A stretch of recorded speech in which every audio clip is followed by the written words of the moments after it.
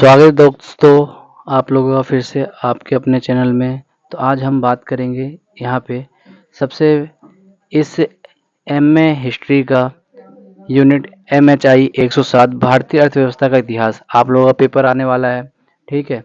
तो आप लोगों का पेपर आने उससे पहले मैं ये टॉपिक आपको कवर करवा दूंगा, जिसमें आपके पेपर में बहुत अच्छे मार्क्स आ जाएंगे। और अगर आपको ये पूरी PDF चाहिए तो इस PDF को लिए आप मेरे को कमेंट करें या फिर मुझे आप मैसेज भी कर सकते हैं, ठीक है।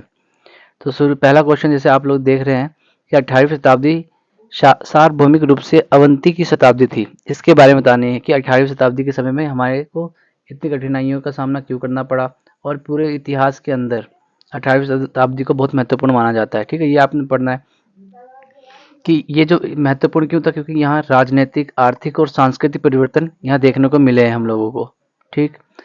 फिर यहाँ देखा कि गिरावट देखते हैं कि यहाँ जो गिरावट का काल हमने देखा, गिरावट किस किस चीज़ों में गिरावट आई थी। तो पहला पॉइंट हमें देखने को मिलता है सबसे पहले कि यहाँ राजनीतिक परिवर्तन देखा हमने, ठीक है। राजनीतिक परिवर्तन के अंदर हमने देखा कि 18वीं सदी के दौरान कि जो कमज़ोर थे और इनको बहुत सारा जो कमज़ोर वर्ग था उनको सत्ता संघर्ष, कमज़ोर प्रशासन, ठीक है, इन सब का सामना करना पड़ता और बाहरी आक्रमण भी हुए थे। 18वीं शताब्दी के समय में बाहर के लोगों ने भी आक्रमण किया था। सबसे जैसे हमने 18वीं शताब्दी के दौरान हमें मुगल साम्राज्य का पतन के बारे में जानना है कि क्योंकि आप लोगों को सबको पता है कि जो औरंगजेब जो थे, और औरंगजेब मुगलों के सबसे अंतिम शक्तिशाली बादशाह हुआ करते थे। तो इनकी मृत्यु हो जाती है 1707 में, ठीक है। 1707 में क्या हो जाती है? मृत्यु। और मृत्यु के बाद जो ये औरंगजेब थे, ये काफ़ी औरंगजेब मरने के बाद यहाँ के जो ये जो मुगल साम्राज्य था इनका, ये काफ़ी धीरे धीरे पतन होने लग जाता है, ठीक है। क्योंकि यहाँ पे जो सबसे अंतिम शक्तिशाली बादशाह थे औरंगजेब, उनका मृत्यु हो जाता है और मृत्यु होने के बाद मुगल साम्राज्य का पतन तेजी से हो रहा था। उसके उत्तराधिकारियों के बीच में क्या था? शासक साबित होते थे जो विद्रोही करते थे। इनके बीच में भाई विद्रोह होता था, लड़ाई वगैरह होती थी। फिर हमने देखा कि यहाँ पे महत्वपूर्ण साउथ की तरफ देखने को मिलता है हमें मराठा साम्राज्य, जो महाराष्ट्र में निकल कर आए। मराठा साम्राज्य आते हैं जो मुगलों के लिए भाई सत्ता स्थापित, जो मुगलों के लिए किसका कारण बनते हैं, ठीक है, जो मुगलों को सत्ता को चुनौती देते हैं। फिर यहाँ पे देख लो तो 1739 में नादिर शाह, ठीक है, नादिर शाह एक राजा था। नादिर शाह क्या करता है? दिल्ली पर हमला करता है और अहमद शाह अब्दाली ने कई बार हमला किया है। अहमद शाह अब्दाली वही है जिसने पानीपत का तीसरा युद्ध लड़ा था, और पानीपत का तीसरा युद्ध जीता भी था। किससे जीता था?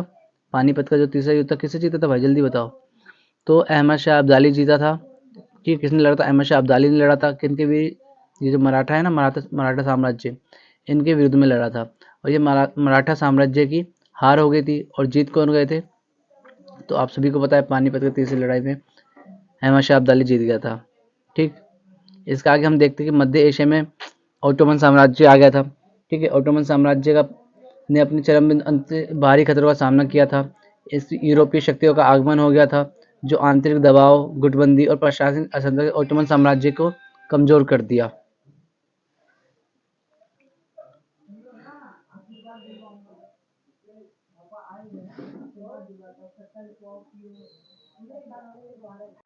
और उन्होंने अपनी क्या कर ली थी भाई? प्रशासनिक अक्षमता को, ये क्या हो गया, ठीक, ऑटोमन साम्राज्य का कमजोर कर दिया। सिंपल इतनी हमें इसमें लिखा जो मध्य एशिया में ऑटोमन साम्राज्य की उत्पत्ति हुई थी, लेकिन 18वीं शताब्दी के दौरान क्या हो गया? ऑटोमन साम्राज्य कमजोर पड़ गया।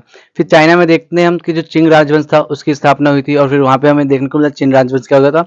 ये साम्राज्य को कमजोर कर दिया था। किसने? क्षेत्रीय संघर्ष ने। वहां पे बाढ़ आ गया था, ठीक, वहां पे अकाल जैसी कई आपदाएं आ गई थी, जिसके कारण जो किंग राजवंश था उसकी प्रशासनिक सामाजिक चुनौती हुआ और ये धीरे धीरे समाप्त हो गया। ये सारा काम हमें जो देखने को मिलता है 18वीं शताब्दी में देखने को मिला।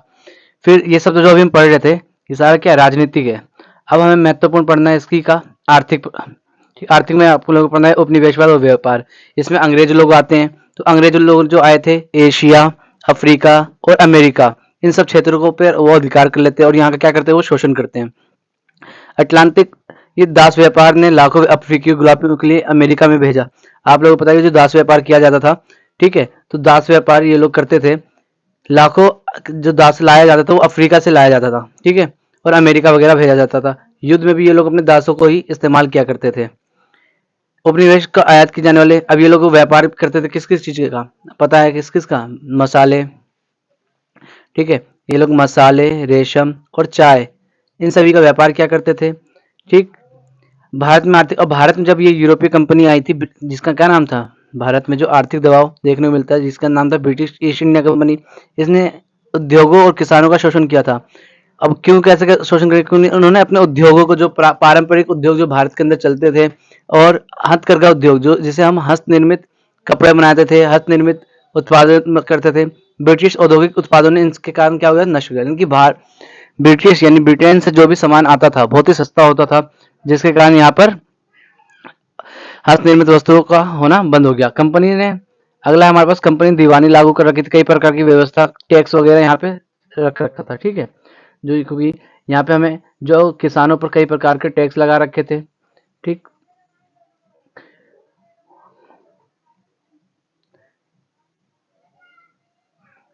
अब देखें, हमें कृषि संकट, कृषि में कई प्रकार अकाल देखने को मिलता है, क्योंकि भारत और अन्य देशों में कृषि संकट बहुत गंभीर समस्या है, क्योंकि हमारा भारत आपको लोगों को पता ही है, कृषि समाज देश था, कृषि प्रधान था।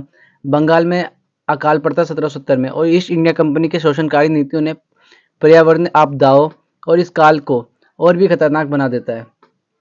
ठीक है, खतरनाक बना दिया, और ग्रामीण लोगों इलाकों में गरीबी चरम बिंदु पर थी। इसके परिणाम देखने को मिलते हैं कि इन आर्थिक व्यवहार से असमानता और व्यापक संकट को बढ़ावा दिया। ठीक है। अगला अगर देखने को मिलता है हमें कि भाई सामाजिक अस्थिरता और विद्रोह, कि समाज में अस्थिरता का समय आ जाता है, समाज के लोग इधर उधर विद्रोह करने लग जाते हैं, सामाजिक विद्रोह होता है, आंदोलन होता है। ठीक है, जिसने स्थापित व्यवस्थाओं को चुनौती दी। यूरोप में सामाजिक क्रांतियां देखने को मिली हमने। कौन कौन सी क्रांतियां थी, पहली थी फ्रांसीसी क्रांति और अमेरिकी क्रांति, इन दोनों के बारे में आपको लिखना है विस्तार से। फिर भारत में सामाजिक विद्रोह देखने को मिलता है, विद्रोह किसके, मराठा, सिख और जाट विद्रोह। इन सब जो छोटे छोटे क्षेत्रीय राजवंश आए, क्षेत्रीय शासक आए थे, इन लोगों ने आपस में मजबूत किया, अपने आप को मजबूत किया और मुगलों को कमजोर कर दिया। हमने ऊपर ही पढ़ा था। ठीक है, मुगलों को इन्होंने कमजोर कर दिया, किसानों आदिवासियों ने भी किया। ठीक है, तो ये 18वीं शताब्दी के दौरान देखने को मिलता है हमें। सांस्कृतिक ठहराव है, वैज्ञानिक और बौद्धिक प्रगति में की कमी आ गई, क्योंकि विज्ञान ज्ञानोदय में प्रभाव को धीमी गति से पहुंचा। एशिया और अफ्रीका में कई समाज धार्मिक रूढ़ियों में बंधे होते, यानी धार्मिक विचारधाराओं की वहाँ पे आवाज था, जिसके कारण वो लोग नहीं कर पाते। सेंसरशिप और रूढ़िवादी, सेंसरशिप और रूढ़िवादी के अंदर क्या टॉपिक हमारे अंदर, हमारे पास कि भाई इस समय धार्मिक कट्टरता और परंपरागत प्रचलित था। नए विचारों और रचनात्मक दबानों के लिए सेंसरशिप का प्रयोग किया गया। सेंसरशिप क्या होता है, जब जब आप कोई ऐसी बातें लिखती है जो सरकार के विरोध हो, जब आप ऐसे कोई बातें छापते हो जो सरकार के विरुद्ध होती है, तो सरकार मीडिया पर सेंसरशिप लागू कर देता है, जिससे उन सब बातों को कटौती की जा सकती है। ठीक है, इसके अंदर विकास और प्रगति तक ज्ञानोदय का प्रभाव, औद्योगिक क्रांति की शुरुआत, ये सारी बातें इसके अंदर देखने को मिलती है हमें, निष्कर्ष वगैरह। अब दूसरा क्वेश्चन देखते हैं हम।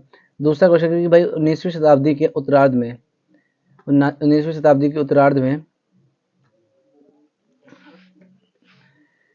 भारतीय व्यापारिक अर्थव्यवस्था में भारतीय व्यापारियों की क्या भूमिका थी, भूमिका क्या कहती थी वो लोग। तो याद रखना, जो भारतीय व्यापारी थे वो रीढ़ की हड्डी थी, किसके, आर्थिक की रीढ़ की हड्डी थी। उनका घरेलू व्यापार नेटवर्क का संचालन था। ठीक है, घरेलू व्यापार का मतलब वो लोग, एक भारतीय जो व्यापार था वो तो शुरुआत में अंतर्राष्ट्रीय व्यापार तो करते ही करते थे, घरेलू व्यापार यानी अपने देश के अंदर भी व्यापार करते थे, किस किस का, कपड़े का, मसाले का, धातु का, आभूषण का और अनाज जैसे उत्पादों का व्यापार भी करते थे। अब कपड़ा उद्योग के अंदर देखो तो कपड़ा उद्योग में कौन कौन से राज्य है, गुजरात, महाराष्ट्र और बंगाल के व्यापारी यहाँ पे देखने को मिलता है हमें। बंगाल में सूती वस्त्र बहुत फेमस था, मध्य एशिया में बंगाल का सूती वस्त्र बहुत फेमस था, यूरोप और मध्य एशिया में। अब बाजारों को जोड़ना व्यापारी ग्रामीण इलाकों से उत्पादों को कस्बों में शहरों तक लाते थे, बड़े व्यापार केंद्रों में पहुंचाते थे। अगला अंतर्राष्ट्रीय व्यापार में भूमिका, औपनिवेशिक नीतियों ने पर प्रतिक्रिया, रेलवे बुनियादी ढांचे का विस्तार। ये आप इसके बारे में अंदर लिख सकते हो बहुत सारा, कि जो रेलवे का आविष्कार कौन करता है, ब्रिटिश शासन के समय हमें रेलवे का आविष्कार देखने को मिलता है। ठीक है, आप लोगों को पता ही है भारत में सबसे पहले रेलवे कब बनाई गई थी, जल्दी बताओ। तो आप लोगों सभी को पता ही है 1853 में रेलवे का आविष्कार किया जाता है। ठीक है, 1853, ठीक है, रेलवे का आविष्कार किया जाता है। और इस रेलवे के बहुत सारे फायदे देखने को मिलते हैं। लाभ क्या था, माल की आवाजाही तेज और सस्ती, एक जगह से दूसरी जगह कोई सामान ले जाया गया और जल्दी ले जाया गया, और वो जो था सस्ती था, क्योंकि पहले जो जहाज से ले जाया जाता था, जहाज से ले जाने के लिए वो सामान बहुत ज़्यादा कीमत सस्ती कीमत देना पड़ता था। भारतीय व्यापारियों ने रेलवे का उपयोग वस्त्र, अनाज और अन्य सामग्रियों के परिवहन के लिए किया था। वे बंदरगाहों और शहरों के बीच माल का आदान प्रदान सुगम बनाने में शामिल थे। ठीक है, ये तो भाई हो गए उसके। ब्रिटिश नीतियों का विरोध किया गया, स्वदेशी आंदोलन का समर्थन किया गया, असमान नियमों का विरोध किया गया, निर्यात और आयात में भारी भागीदारी, व्यापार में भागीदारी, निर्यात व्यापार में योगदान किया गया, कपास और जूट का निर्यात किया गया। ठीक है, चाय का प्रसार हमें देखने को मिलता है। चाय का कहाँ पे था? असम में। असम और दार्जिलिंग की चाय के यूरोप में अन्य देशों में मदद मिलता है। आयात और व्यापार का संचालन, वित्तीय और बैंकिंग गतिविधि, साहूकारी और बैंकिंग गतिविधि, यानी कि ये लोग अपने व्यापारी, छोटे किसानों और छोटे व्यापारियों को ऋण प्रदान करते थे और उनकी व्यापारिक गतिविधियों में महत्वपूर्ण भूमिका लेते थे। लेकिन बाद में ये लोग जब ऋण वापस लेते थे तो उसके साथ बहुत ही ज़्यादा कीमत पे ब्याज वगैरह भी टैक्स लेते थे। फाइनेंस जैसे सेठ साहूकार केवल व्यापारी नहीं, आर्थिक निर्णयों से भी निर्माता थे। ठीक है, सब आप देख सकते हो। स्वतंत्रता संग्राम में योगदान, कई व्यापारी ने निष्कर्ष वगैरह। अगला है जनजातीय अर्थव्यवस्था पर औपनिवेशिक हस्तक्षेपों का प्रभाव, यानी जब भारत में अंग्रेज लोग आ गए तो उससे जनजातीय अर्थव्यवस्था पर क्या प्रभाव पड़ा। ठीक है, तो ये पारंपरिक आर्थिक प्रणाली का विघटन हो गया। जो इनकी शुरुआती प्रणाली वगैरह थी वो सब खत्म हो गई। भू राजस्व और भूमि स्वास्थ्य, इन सब पे टैक्स का लगा दिया गया। राजस्व समझौते, टैक्स लगाने के लिए कई बार समझौते किए गए। जो स्थायी बंदोबस्त, ठीक, रैयतवाड़ी और महालवाड़ी प्रणाली के माध्यम से भी थी। स्थायी बंदोबस्त किसे कहते हैं? तो ये देख लो, ये बंगाल पर लागू किया गया था स्थायी बंदोबस्त, जिसमें जमींदारों को भूमि के मालिक को कर संग्रहता के रूप में नियुक्त किया गया था। रैयतवाड़ी क्या थी? मद्रास और बम्बई में लागू थी, जिसमें व्यक्तिगत किसानों को कर चुकाना पड़ता था। मालवाड़ी क्या था? उत्तर भारत में, जिसमें पूरे गांव को एक इकाई मानकर टैक्स लगाया जाता था। ठीक है, तो यानी कि तीन व्यवस्था थी। तीन कौन कौन सी है यहाँ आपको दिखा देता हूँ मैं। पहली थी स्थायी बंदोबस्त, दूसरी थी रैयतवाड़ी और तीसरी थी महालवाड़ी। ठीक है, तीन बंदोबस्त हमें देखने को मिलता है अंग्रेजी शासन के दौरान। आदिवासी इन व्यवस्थाओं के लिए मानसिक और आर्थिक रूप से तैयार नहीं थे। उन्हें कर और नहीं चुकाने थे, इसलिए स्थिति को में अपनी भूमि खोनी पड़ी। यानी जो लोग टैक्स वगैरह नहीं देते थे, ठीक, तो उनकी भूमि को नीलाम कर दिया जाता था। ठीक है, ये आपको पता ही है, जो लोग टैक्स वगैरह नहीं देते थे। अगला भूमि हस्तांतरण। ये लोग क्या करते थे? अपनी मम्मी के नाम पे भूमि रखते थे। औपनिवेशिक नीतियों के तहत आदिवासियों की भूमि गैर आदिवासी और व्यवसायी को हस्तांतरित कर दिया गया। औद्योगिक विकास में नकदी फसलों की खेती के लिए आदिवासी भूमि की व्यापक पैमाने पर हानि हुई। इसके कारण आदिवासी श्रमिकों भूमिहीन होकर बंधुआ मजदूर, यानी कि जिनके पास जमीन थी, अगर वो लोग टैक्स नहीं देते थे, उनकी जमीन को छीन लिया जाता था और उसी की जमीन पर उसी से खेती करवाई जाती थी। ठीक है, अगला है कृषि का व्यवसायीकरण। औपनिवेशिक नीतियों ने कृषि की व्यवस्था बदल दिया। पारंपरिक खाद्य फसलों को छोड़कर व्यवसायिक, यानी कि वो लोग वाणिज्यिक कृषि करने लग गए। विस्थापन किया गया, आदिवासियों को उनके पारंपरिक कृषि क्षेत्रों से हटा दिया गया और उनसे नील, कपास, चाय और कॉफी जैसे नकदी, यानी कि ऐसे फसलों को उगाया जाने के लिए बोला गया जिनसे ज़्यादा आमदनी होती थी और वो उन फसलों को ले जाकर यूरोप के देशों के बाज़ारों में बेचते थे। ठीक है, आदिवासियों का विस्थापन न केवल उनकी आजीविका बल्कि उनका सांस्कृतिक पहचान को भी कमज़ोर करता था। आर्थिक के हिसाब से देखा जाए तो नकदी फसलों की खेती में ने आदिवासी समाज की बाहरी बाजारों पर निर्भर कर दिया। पारंपरिक आत्मनिर्भरता खेती को खत्म कर दिया। ठीक है, उनके आर्थिक शोषण और संसाधन का निष्कासन किया गया। ठीक है, अर्थव्यवस्था वनों, खनिज संसाधन और पारंपरिक आजीविका के अन्य संसाधन स्रोतों का आधारित था। ब्रिटिश ने इन सभी को संसाधनों पर बड़े पैमाने पर शोषण किया था। आप देख सकते हो भाई, वानिकी अधिनियम। अंग्रेजों ने 1885, 1878 और 1927 में वन अधिनियमों के जरिए जंगलों को आरक्षित और संरक्षित क्षेत्रों में बांट दिया। पारंपरिक वन उद्योग जैसे शिकार, लकड़ी का संग्रहण और झूम खेती पर प्रतिबंध लगा दिया गया। झूम खेती जैसे प्रथाओं को अवैध करार दिया गया कि भाई आप लोग झूम खेती ऐसी झूम खेती का मतलब होता था, जो खानाबदोश होते थे, चरवाहे होते थे, वो झूम झूम के खेती करते थे। मतलब एक जगह से दूसरी जगह घूम घूम कर खेती करते थे। और वो लोग जब किसी स्थान पर खेती करते थे, ठीक है, यहाँ पे मैं आपको समझाता हूँ एक बार अच्छे से। ठीक, जब वो लोग किसी स्थान पर खेती करते थे, मान लेते हैं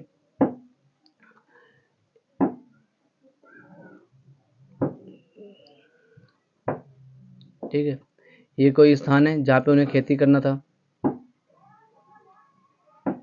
ठीक,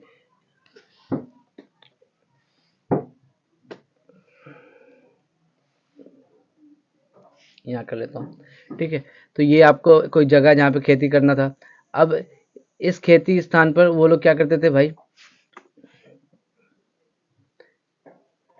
फसल, यहाँ पे बहुत सारी जंगल वगैरह है, ठीक है। तो यहाँ पे अगर जंगल वगैरह हुआ करता था, तो वो लोग क्या करते थे, इन सारी जंगलों को, ये मान लो यहाँ पे सब बहुत सारे जंगल वगैरह था, तो इन सारी जंगलों को आग लगाकर जला दिया करते थे। जला देने के बाद अब भूमि खाली पड़ जाती थी, उसी पर वो लोग खेती करते थे, इसे कहते थे झूम खेती, ठीक है। समझ में आ गया होगा आपको।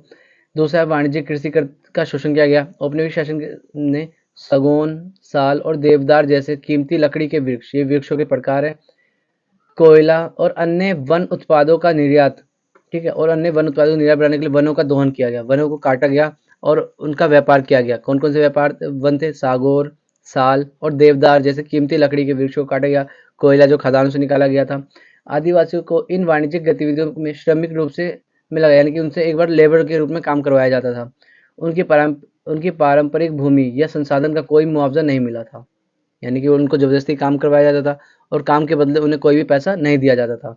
इससे स्थानीय जनजातियों को आर्थिक नुकसान हुआ और उनके वन अधिकारी पूरी तरह समाप्त कर दिए गए, ठीक है। यहाँ देखने को मिलता है हमें भू खनन और संसाधन निष्कर्षण में भूमि विस्थापन। खनिज संपदा जैसे कोयला, लोहा, बॉक्साइट की खुदाई ने आदिवासी भूमि और पर्यावरण पर गंभीर प्रभाव डाला, ठीक है। ये सारा लिखना है आपको। पर्यावरणीय क्षरण, पर्यावरण को बहुत नुकसान पहुंचा। जनजातीय व्यापार और अर्थव्यवस्था प्रभाव, अब उनके अर्थव्यवस्था पर क्या प्रभाव पड़ता है, व्यवसायीकरण और बाजार एकीकरण। अब एकीकरण में बाजार किसका आ गया था, औपनिवेशिक अर्थव्यवस्था की आ गई थी, ठीक है।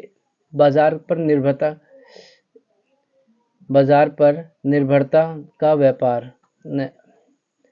बाजार पर निर्भरता का विस्तार। औपनिवेशिक प्रशासन ने भारतीय बाजारों का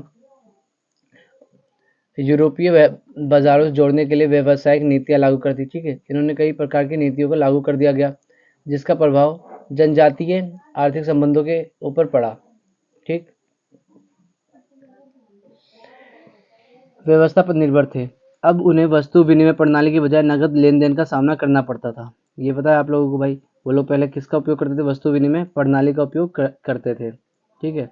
तो वस्तु विनिमय प्रणाली का मतलब होता था एक वस्तु के बदले दूसरी वस्तु को देना। लेकिन जब ये आ गया, औपनिवेशिक कारण आ गया, तो ये धीरे धीरे ये सब खत्म हो गया था। विदेशी बाजारों पर निर्भर हो गए और वो लोग आदिवासी व्यापार पहले मुख्यतः उनके समुदायों के भीतर करते थे, लेकिन अब व्यापार जो था औपनिवेशिक बाजारों द्वारा नियंत्रित होने लगा था, ठीक है। बिचौलिए और व्यापारी द्वारा शोषण किया जाने लगा। जो बिचौलिए थे और व्यापारी थे, वो लोग गरीब लोगों का शोषण करने लग गए थे। आर्थिक रूप से हाशिए पर धकेलना, ठीक है। ये सब आपको भाई पढ़ लेना एक बार। प्रतिरोध और अनुकूलन, प्रतिरोध आंदोलन का विकास हुआ, ठीक है। ये संथाल विद्रोह है, ठीक। संथाल विद्रोह देखने को मिलता है हमें। संथाल विद्रोह भारतीय इतिहास में महत्वपूर्ण आदिवासी प्रतिरोध आंदोलन था, ठीक है। ये आंदोलन में आपको थोड़ा सा इसकी कहानी बता दूं तो संथाल विद्रोह क्या थे, ये लोग पहाड़ी जनजातियों के विरोध काम करते थे। ये लोग मैदानी क्षेत्र में रहते थे और जाकर अंग्रेजों के खिलाफ इन्होंने अंग्रेजों से हाथ मिला लिया था कि भाई हम पहाड़ी लोगों को हटा देंगे तो आप लोग हमें एक जगह दे दोगे। लेकिन बाद में अंग्रेज लोग इनको ही हरा देते हैं, इनकी बात नहीं मानते हैं और ब्रिटिश शासन और औपनिवेशिक व्यापारियों के खिलाफ ये लोग संघर्ष करते हैं। इसके परिणाम संतालों को कुछ क्षेत्रीय स्वतंत्रता मिलती है और ब्रिटिश प्रशासन को अपनी नीतियों में कुछ बदलाव करने पड़ जाते हैं, ठीक है। इसी तरीके से दूसरा था हमारे पास मुंडा विद्रोह। मुंडा आदिवासियों ने भारतीय उपमहाद्वीप में साम्राज्यवाद, शोषण और भ्रष्टाचार के खिलाफ विद्रोह किया। रज्जू बाबू, ठीक है, नाम याद रखना, रज्जू बाबू के नेतृत्व में यह आंदोलन भूमि अधिकारों और स्थानीय स्वायत्ता के लिए लड़ा गया, ठीक है। मुंडा विद्रोह ने औपनिवेशिक और जाति प्रेरित किया। मुंडा जो विद्रोह है ये एक बेसिकली एक नाम था, बिरसा मुंडा, ये एक संप्रदाय था, एक समुदाय था, उसके ऊपर नाम रखा गया था ये, ठीक है। ये सब देख लेना आप लोग और आप लोग जल्द यहाँ सब्सक्राइब करो, ठीक है। मेरे चैनल सब्सक्राइब करो क्योंकि इसका सेकंड पार्ट में लाने वाला हूँ जो इससे ज़्यादा इम्पोर्टेंट होने वाला है। तो आप लोग सब्सक्राइब करना भूलना नहीं, ठीक है।